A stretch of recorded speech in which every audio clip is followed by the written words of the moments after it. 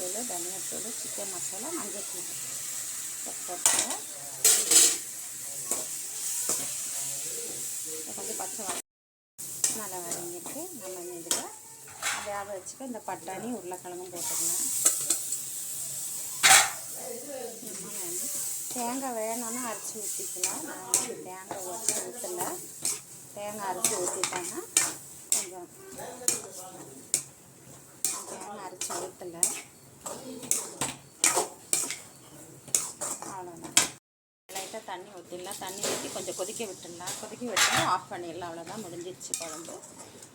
அவ்வளோதான். கொத்தமல்லி வேணும்னா போட்டுக்கோங்க. நான் கொத்தமல்லி போடலை. ஆஃப் பண்ணி கொடுத்தோம்னா கொத்தமல்லி போடலை. அவ்வளோதான்.